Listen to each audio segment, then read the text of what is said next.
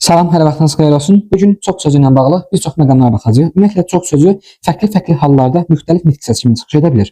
Gəlin həmin cümlələrə baxaq, görək ki, çox sözü hansı nitq səsinə malikdir. O çox gözəldir cümləsində çox sözünün hansı nitq səsinə aid olduğunu müəyyənləşdirmək üçün diqqət edəcəyimiz əsas məqamlara baxaq.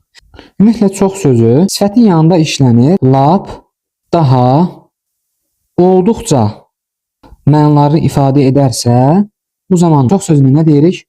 Əlbəttə ki, ədat deyirik.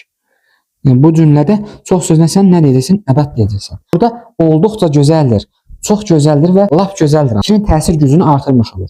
Aydındır? Buna sən ədat deyəcəksən. İkinci cümləyə baxaq.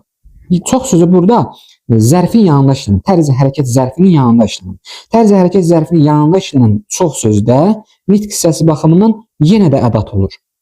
Bəs müəllim, burada ola bilərmi ki, zərf kimi olsun? Təbii ki, xeyr. Çünki çox sözü burada zərfin yanında işlənsə belə, zərfin hər hansı bir qüvvətləndirmə mövqeyinə çıxış edərək, lap yaxşı, olduqca yaxşı, daha yaxşı anlamlarını ifadə edirsə, demək ki, burada çox sözü ədat olur. Üçə baxırıq. Demək, bizim çox kitablarımız var. Baxın, burada çox sözü ismin yanında işlənir, eləmi? Çox sözü ismin yanında işlənərsə, həmin ismə qeyri-müəyyən nöqteyi nəzərdən yanaşarsa, demək, burada çox sözü say olacaq. Konkret olaraq bunu say götürəcəksin. Çünki qeyri-müəyyən miqdar saydı da burada. Əşyanın qeyri-müəyyən miqdarını bildirir. Nə qədər kitablar olduğu bilinmir. Məlum deyil. Demək, burada çox sözü say olacaq. Baxaq növbəti nümunəyə. O çox danışır. Burada çox sözü feili yanında işlənir. Feili yanında işlənən çox sözündən konkret olaraq siz zərf götürəcəksiniz. Bəli. Zərf mövqeyində çıxış edir. Nə qədər danışdığı bəlli deyil. Çox danışır da, yəni dayanmır. Demək ki, burada çox sözü zərf olacaq. Sonuncu nümunəyə baxırıq. Çoxunu götürdüm.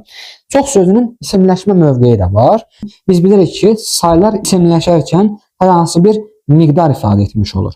Nə qədərini götürdüm, çoxunu götürdüm. Burada çox sözü konkret olaraq saydı. İsimləşir, ədat isimləşə bilməz ki.